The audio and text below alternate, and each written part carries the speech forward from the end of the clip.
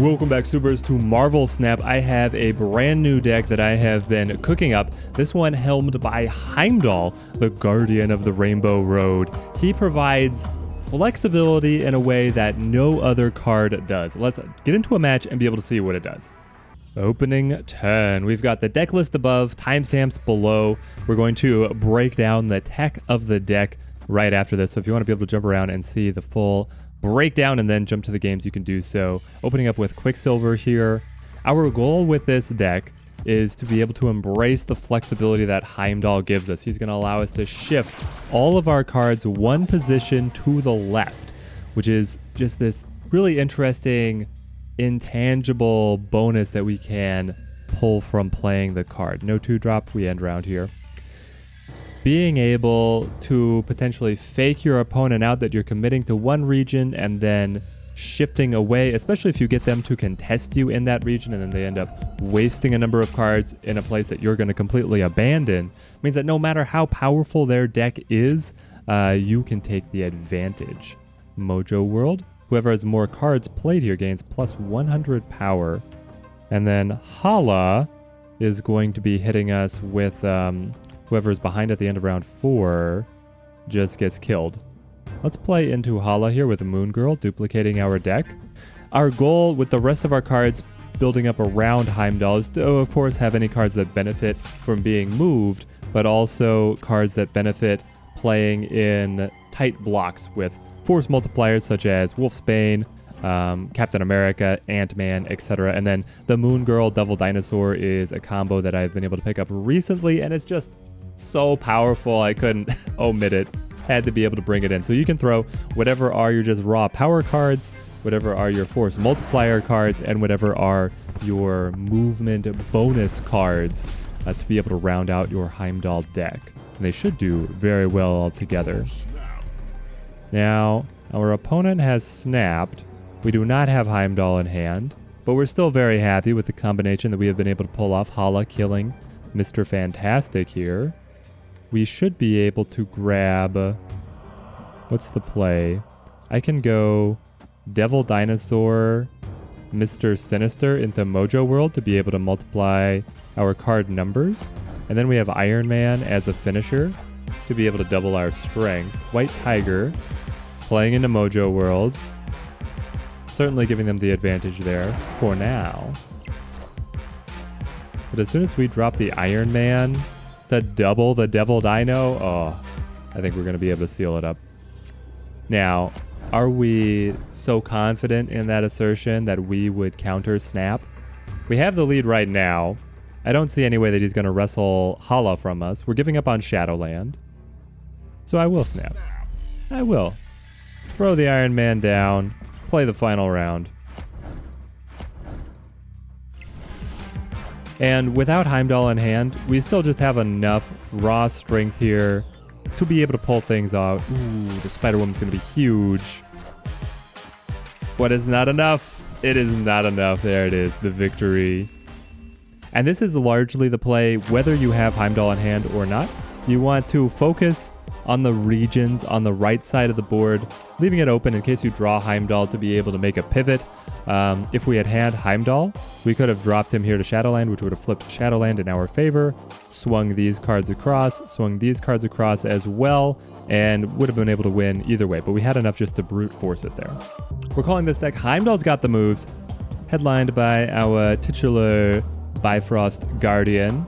And the opener here, we've got Ant-Man as one of our 1-drops, force multiplier, as I said. Very good when you have a solid block of characters, and Heimdall really helps you consolidate your cards in that final round. Quicksilver is here just to be able to round out our econ curve with our energy. Mr. Sinister is here to be able to give us an extra body. He's also a very efficient 2-drop, and because we have so many of the force multiplier cards here, the value of just having the extra body gets multiplied even more. Multiple Man is our best movement card that I have unlocked right now. When this moves, you add a copy to the old location. It means that if you abandon a space and shift over with Heimdall, you're able to duplicate him and potentially get that extra body, be able to have a sneaky way to keep on contesting your opponent. Sentinel here is incredible to be able to round out our energy curve, giving us the duplicate cards in hand, which also synergizes with the next card, Devil Dino, able to get +2 power for each card in your hand. The other big synergy with Devil Dino, we'll jump ahead here, is Moon Girl, duplicating your hand. If you can do this with multiple Devil Dinos on the board, as we saw in the previous game, that can be enough just to brute force you a victory from your opponent, and the Sentinel plays into that even more. Wolfsbane, excellent when you're playing into a space where you've put a lot of your focused in cards. Captain America, also similar to Ant-Man, powering up all of his allies in the area. We already talked about Moon Girl. Iron Man, when you have these consolidated blocks of cards, he's going to be able to put you way over the top from what your opponent has been doing. And then Gamora is here as a 5-drop.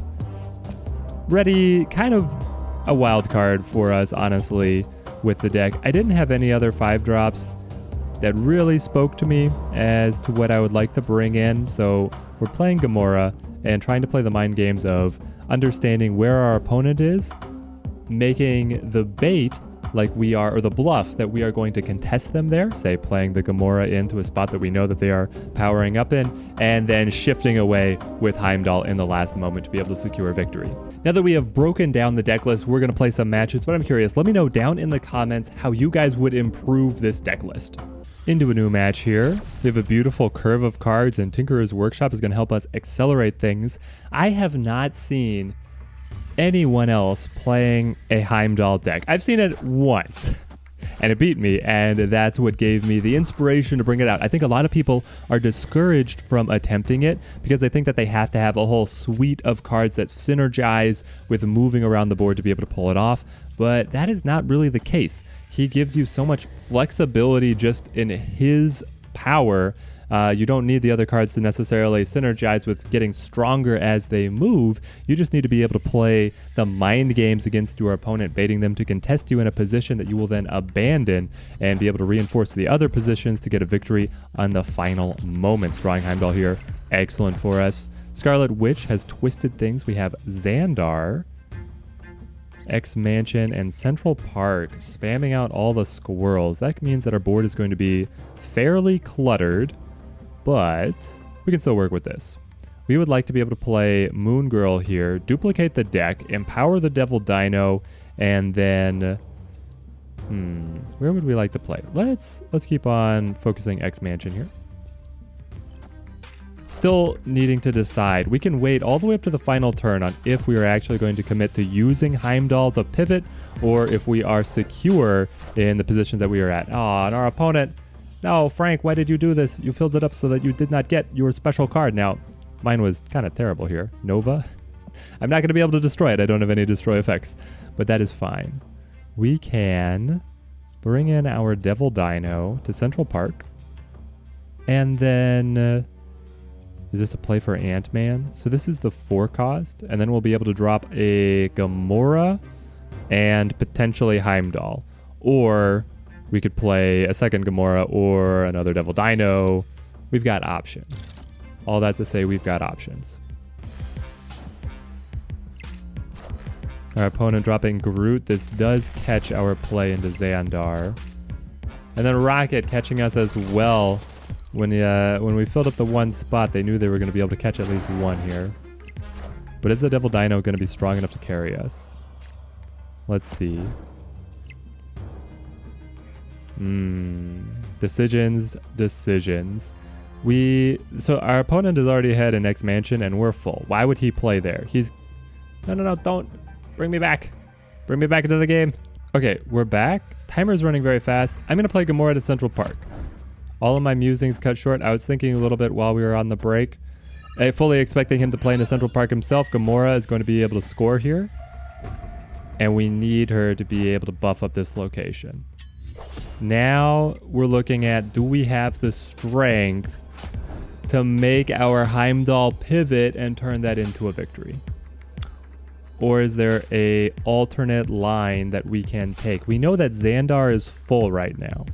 I could play Devil Dino plus Wolfsbane. It's a lot of power. It would decrease a little bit what we have going on at Central Park, but we're far ahead of our opponent. If we play Heimdall, then we pivot multiple man across, and we bring Quicksilver in. I feel like that is a weaker play. We'll go Devil Dino, Wolfsbane, and we'll snap it. Let's see what our opponent's finisher is.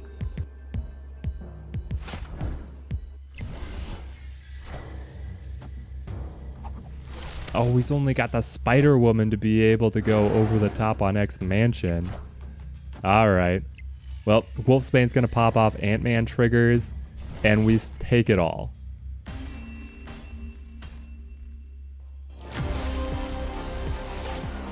I love it. And that's the flexibility of the Heimdall play. He can be just valuable to have in hand. You see if you bait your opponent, if they take it in contesting you, then you can abandon the locations and shift across to be able to win. If you're able to lock in a location that you're winning handily the way that we did, then you can simply play it quite straightforward. Into another match here, we've just dropped Quicksilver as our round 1. Onslaught Citadel ongoing effects are doubled. Well, that's the Devil Dinosaur's playground. He should be able to absolutely lock that up for us. I hope you guys are enjoying the video. If you stick through to the end, we have a very special giveaway for you. I want to make sure that everybody is aware of that. Mr. Sinister coming in on the brand new location. Our opponent was missing a 1-drop. Coming in here, round 2. Strange Academy is going to disperse these cards. Ooh, just going to kill the Quicksilver. Okay. I will accept that. Xandar empowering our cards. Love to see it. Let's go Devil Dino on curve here on Onslaught Citadel. It will let our opponent know that we're doing this, but basically Devil Dino plus Iron Man should be able to win Onslaught Citadel because he's getting +4 for every card in our hand, and then Iron Man is going to multiply that by 4 as well. It's going to be insane. Let's see. To be able to top on here.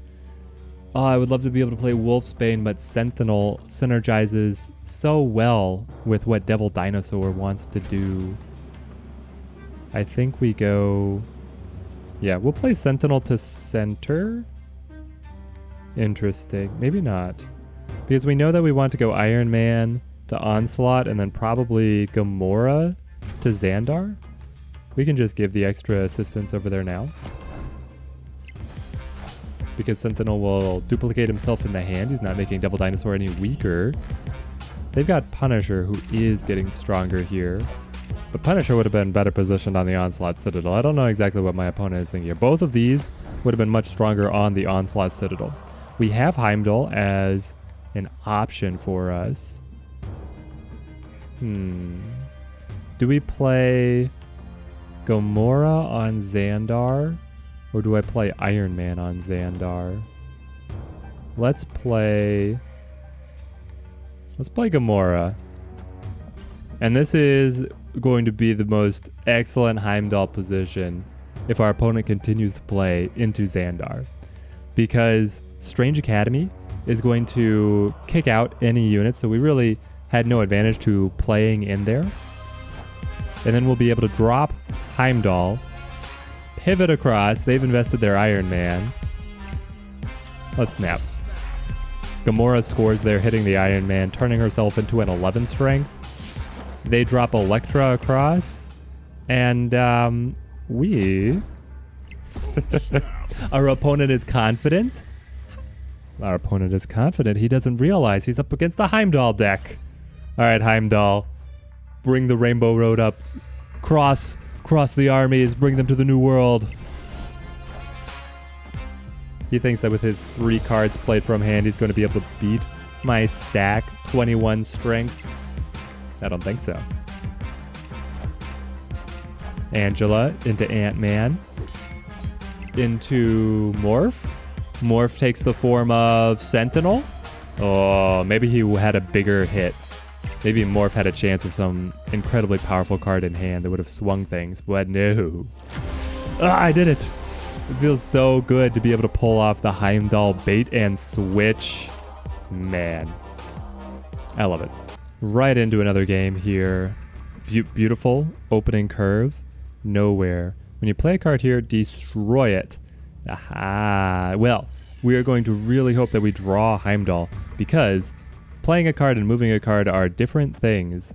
And if we move cards into nowhere, we will be able to secure it and win it. So our goal is to just play into these blocks, shift across, surprise our opponent. Sewer system. Cards have -1 power here. That is unfortunate. We will drop multiple man. Yes, multiple man will come into the sewer system, being able to replicate himself. They have armor and nowhere, which will prevent cards from being destroyed. Cards at this location can no longer be destroyed. Well, an Avengers compound on turn 5, all cards must be played here. So he has opened up nowhere to be a free location for us. Let's go Moon Girl Avengers compound and duplicate our entire hand. We'll be able to have potentially 2 Iron Men.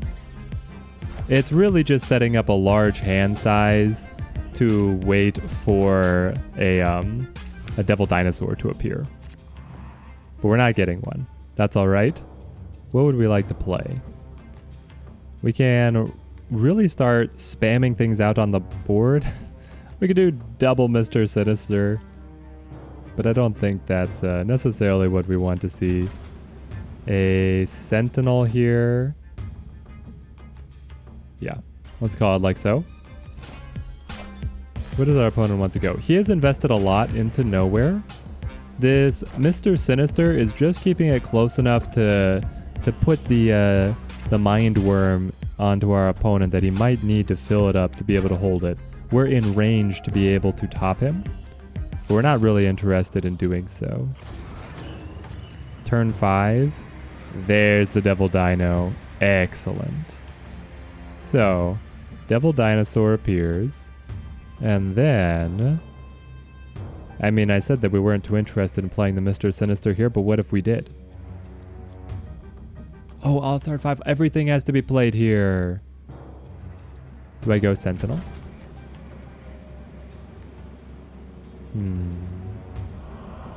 I would like to be able to keep the option of a Heimdall shift. So we'll do like so. He's pulled Nightcrawler away to be able to reinforce nowhere and then play extra cards to the Avengers compound. So he is at 14. Our Devil Dinosaur is just too strong. Oh no. We have him beat.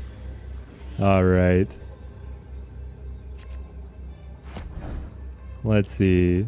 The opponent concedes. There it is. Devil Dinosaur is insane. If you can get Moon Girl, Devil Dino, Sentinel into your deck, I highly recommend it. I feel like their raw power is so high, you can force it into almost anything. We're on the hunt for another opportunity for Heimdall to show us his dance moves. 6 cost cards cost 1 less, meaning that we could drop him a turn early, but you don't really want to. Heimdall, you want to hold as your final pivot to be able to surprise the opponent. Blade hitting Wolverine here. Wolverine comes in for free. It's a disgusting. Look at this. 1 cost, 6 power. Crazy. When you play a card here, add a copy to your hand. I like the sound of this, especially being able to copy, say, Captain America. Do I want a copy of Multiple Man? Probably not. We'll leave the spaces in the cloning vats open potentially for some other cards, especially a Devil Dinosaur. If I can draw, we'll play Captain America, but a Devil Dinosaur would be even better. Who did Lady Sif destroy? I wasn't even watching. Let's play Cap. Get the clone of Cap. That will take us to the lead in cloning vats. So we're tied in Hellfire Club, lead of cloning vats, behind in Titan. Our opponent, oh, Rocket. I've never seen this card art before. And then the copy of Lady Sif destroying Nightcrawler. How many cards do you have in your hand? You have 1 card in hand. You just want a top deck for the rest of the match? That card art is incredible. Oh my gosh. Let's see. Yet another Captain America just sounds kind of humorous to me, but also, why not? And then I can't play the 1 cost over here, so we'll put Quicksilver up against Blade, just to show that we're keeping Titan in range. And then we'll have yet another cap copy. And he gets yet another. Oh yes, the clones keep up their power gains. So his rocket was able to hit at the previous rocket's strength and is able to catch us again. Please draw Gamora. No, it's Heimdall. I'm saying that like it's a bad thing, but I think Heimdall's actually excellent. Do we play the final Captain America? That'd be very interesting. We could go Cap and then Mr. Sinister. Let's see how this goes out. And then Heimdall could play either Hellfire Club or Titan.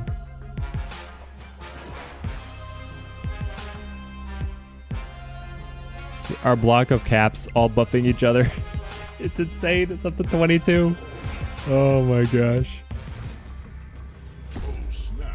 Our opponent has snapped. What is our way around here? If we throw Heimdall into Titan, we then get to pull the Ant-Man and a Captain America over here. That's going to be a very strong block. We should be able to win Titan with that. The question is, do we win cloning that with 2 Captain Americas and then a 3 strength and a 2 strength? They would be down to 4-4, 5-4. Okay. 12. You guys signed on for the math stream, here. I think that we have it. I'm not confident enough to snap, and obviously our opponent is going to be able to play here to be able to mess up our best laid plans, but they played the Hellfire Club, the place that I am going to abandon. They felt sure of their strength in the cloning vats. There we are. We flipped Titan. Was it enough?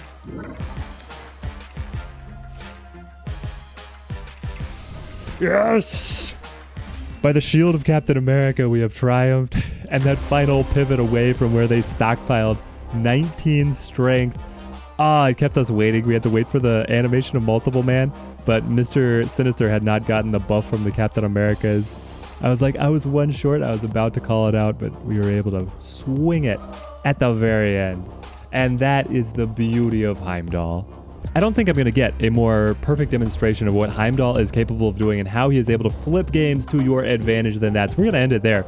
Heimdall, absolutely incredible 6-cost finisher. Don't feel like you have to have a full suite of cards with movement synergies to be able to play him. This ability is so flexible that it can work no matter how you construct your deck. So I have the Multiple Man is really the only card that gains power from being moved. Everything else is just strong in its own right or powers up by having a consolidated block of allies around them, which is a byproduct of how Heimdall likes to play. And now for our giveaway. I hope that you guys have enjoyed the video. If you did, leave a like down below. Every single person who likes this video will be receiving in their Snap account for free an alternate art version of Heimdall drawn by an artificial intelligence. He's so glorious. Honestly, I wasn't sure which one I liked better, Viking hero with a sword or just Viking with sword and iron helmet. This one doesn't have the superhero flair, but his eyes. His eyes have seen things. We've got more Marvel Snap in production, so till next time, thank you guys for watching and have a good one.